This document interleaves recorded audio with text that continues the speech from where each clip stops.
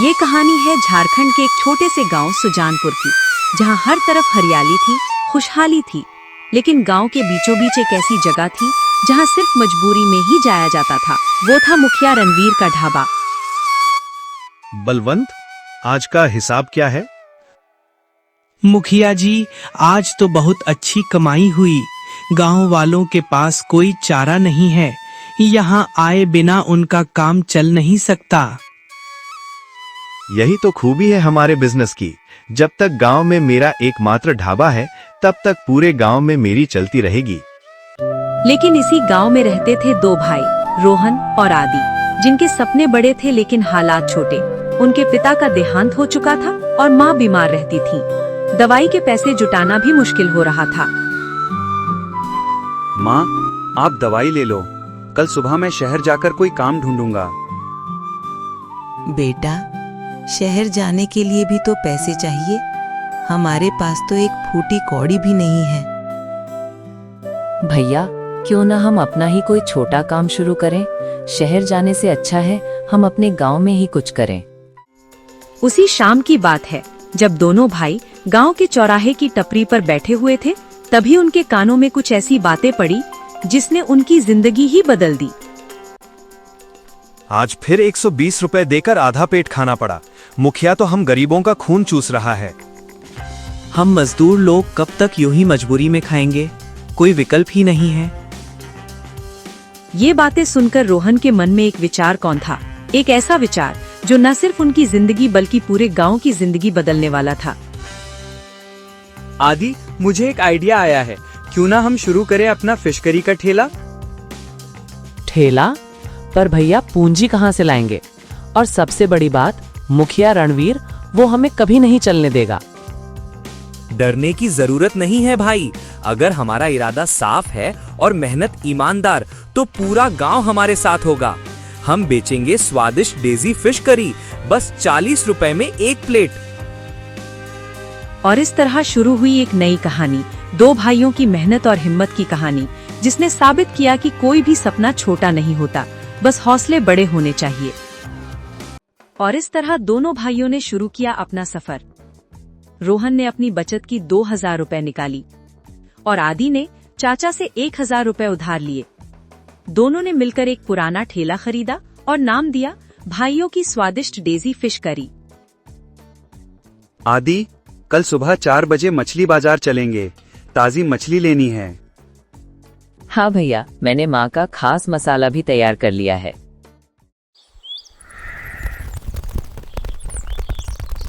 अगली सुबह दोनों भाई मछली बाजार के लिए निकल पड़े। वहां पहुंचते ही दोनों के चेहरे पर मुस्कान आ गई। आओ भाई आओ, सब मछलियां ताजी हैं, होलसेल रेट में लेकर जाओ। भैया, मछली तो अच्छी दिख रही है। 5 किलो मछली पैक कर दो।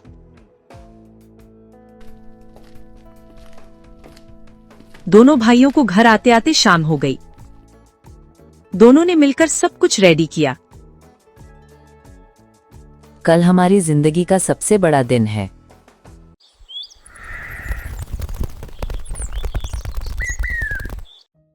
अगले दिन सुबह जब पहली किरण निकली, दोनों भाइयों ने गांव के चौक पर अपना ठेला लगाया। शुरुआत में लोग हैरान थे। फिर एक व्यक्ति आगे बढ़ा। भैया, एक प्लेट फिश करी देना, देखते हैं कैसा है स्वाद। अरे वाह, 40 रुपए में इतना स्वाद, ये तो जबरदस्त है। यही एक प्लेट आगे चलकर सैकड़ों प्लेटों में बदल गई। देखते ही देखते ठेले के आगे लंबी कतार लग गई। मैं तो अब रोज यहीं खाऊंगी। हाँ, स्वाद भी बढ़िया, दाम भी सही। लेकिन इधर मुखिया रणवीर के ढाबे में सन्नाटा पसर गया। ये क्या हो रहा है? आज तो एक भी ग्राहक नहीं आया। साहब, सारे लोग उन दोनों भाइयों के ठेले पर चले गए हैं। ये नहीं चलने दूंगा मैं। कोई हल निकालो। और फिर एक रात जब पूरा गांव सो रहा था, मुखिया और बलवंत अंधेरे का फायदा उठाकर ठेला तोड़ने निकले। मुखिया जी, लो इस ठेले को आज तोड़कर रख देंगे। लेकिन तभी गांव का युवक विकास वहां से गुजर रहा था। पकड़ो इन्हें, ये रोहन आदि का ठेला तोड़ रहे हैं। आवाज सुनते ही गांव वाले जाग गए और सब इकट्ठा हो गए। मुखिया जी, आप ही थे जिन्होंने हमारा ठेला तोड़ा। माफ कर दो बेटो, तुम्हारी तरक्की देखकर जलन हो रही थी। अगर आपको इतनी ही परवाह है तो गांव की भलाई क्यों नहीं करते। उस रात मुखिया की आंखें खुल गईं।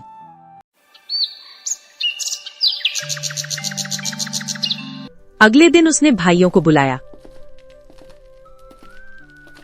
तुम दोनों ने साबित कर दिया कि ईमानदारी और मेहनत से ही सफलता मिलती है।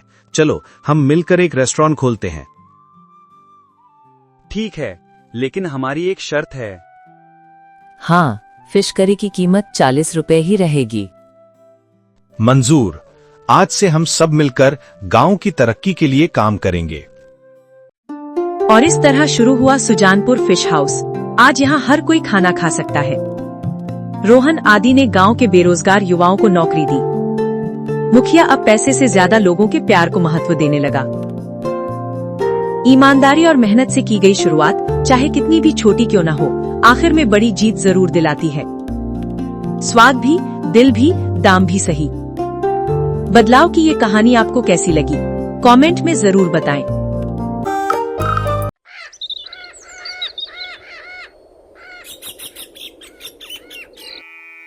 गांव बलिया की हर शाम एक खास मोड़ लेती थी। चौपाल के पास लगने वाला मोमोज का ठेला और उस पर काम करता अर्जुन। उम्र 25-30 साल, चेहरे पर हमेशा मुस्कान। बचपन से अनाथ पर दिल इतना बड़ा कि पूरा गांव उसे अपना मानता था। अरे बेटा अर्जुन, आज भी इतने स्वादिष्ट दिल्ली स्टाइल मोमोज बनाए हो, पर बता कब तक मुफ्त में बांटता रहेगा? कोई धंधा बंदा शुरू कर ले, थोड़ा कमा भी ले। दादी, जब तक जान है ये ठेला चलेगा। आप बस आशीर्वाद देती रहना। भीड़ बढ़ती जाती। अमीर, गरीब, छोटे बड़े, आसपास के गांवों से लोग अर्जुन के दिल्ली स्टाइल मोमोज का स्वाद लेने आते। सबकी जुबान पर एक ही सवाल, मुफ्त क्यों? अरे भाई, मुझे ये मोमोज का राज बता दो ना। रोज इतनी भीड़, इतना खर्चा जेब से जाता होगा ना? मदन भाई, सवाल जवाब छोड़, गरम गरम मोमोज खा।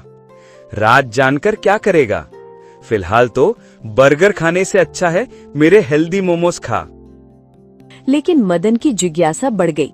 उसने ठान लिया कि आज अर्जुन का पीछा करेगा। शाम को ठेला खाली होते ही अर्जुन बर्तन समेटकर अपने छोटे से मिट्टी के घर पहुंचा।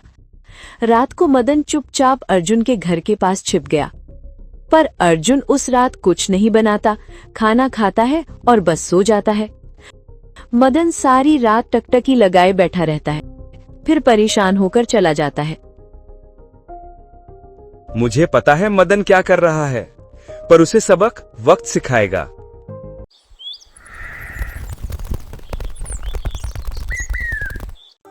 अगले दिन मदन फिर ठेले पर आता है।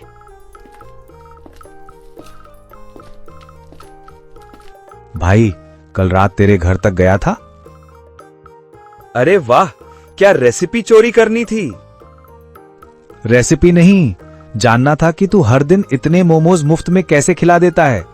तेरा कोई मुनाफा भी नहीं होता क्योंकि तू सारे मोमोज मुफ्त में खिला देता है। फिर पैसे कहां से आते हैं?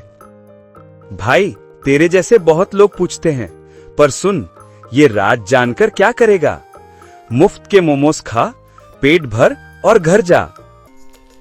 तभी दूर से एक अनजान आदमी गांव की गली से आता दिखा। उसके चेहरे पर तिरछी मुस्कान थी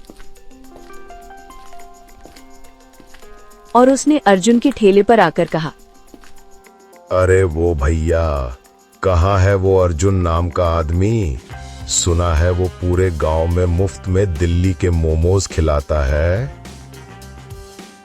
भाई, तुम्हारे सामने ही खड़ा हूँ। यही ठेला है और यही मिलते हैं मुफ्त में दिल्ली के मोमोज। मुफ्त का खाना? ये तो सबको बेवकूफ बनाने का तरीका है। जरूर ये बासी सामान लाता होगा। भाई, मेरे ग्राहक जानते हैं मैं कैसे बनाता हूँ। आज तक किसी को एक शिकायत नहीं हुई। शाम तक ये खबर पूरे गांव में फैल गई। अर्जुन के मोमोज मत खाना, उसमें कुछ गड़बड़ है। अब अर्जुन के ठेले पर कोई नहीं आता, उसका नाम खराब हो चुका था। तभी वहां उसका दोस्त रामू आया और उसने कहा, अर्जुन भाई, गांव में चर्चा हो रही है कि अब कोई तुम्हारे मोमोज नहीं खाएगा। देख भाई, ये वही लोग हैं जो बड़े बड़े होटलों में 300-400 का पिज्जा और बर्गर खाते हैं। जब चीज मुफ्त मिलती है तो लोग उसकी कदर नहीं करते। यही दुनिया का दस्तूर है। पूरा दिन बीत गया पर कोई उसके मोमोज खाने नहीं आया। फिर वो निराश होकर घर लौटा और खाली पेट सो गया।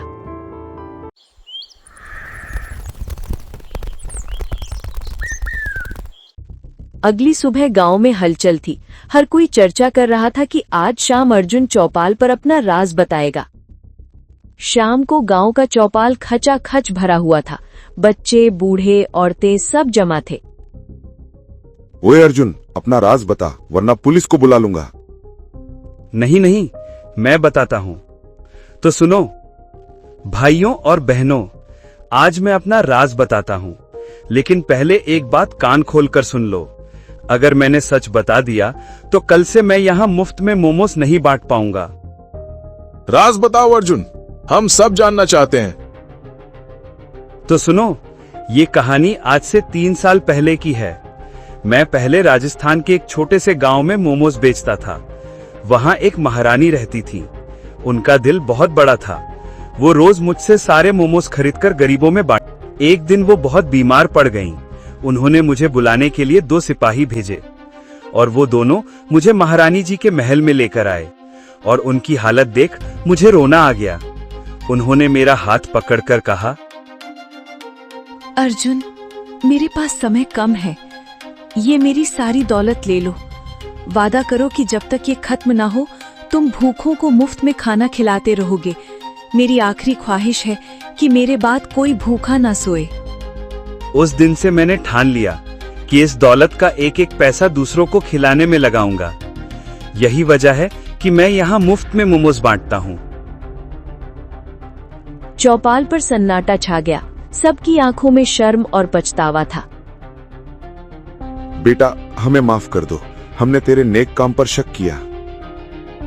कोई बात नहीं मुखिया जी, पर अब मुझे किसी और गांव जाना होगा। शायद वहां कोई भूखा होगा जिसे मेरे मोमोज की जरूरत होगी। अगले दिन अर्जुन अपना ठेला लेकर पड़ोस के गांव में पहुंचा। वही खुशबू, वही प्यार, वही मुस्कान। इस बार लोगों की नजरों में सम्मान था। जब तक ये दौलत है, मैं भूखों को खिलाता रहूंगा। शायद एक दिन लोग समझें कि असली दौलत पैसों में नहीं, इंसानियत में होती है। और इस तरह अर्जुन की कहानी गांव-गांव गूंजने लगी। मुफ्त के मोमोज की नहीं, बल्कि इंसानियत की मिसाल बनकर।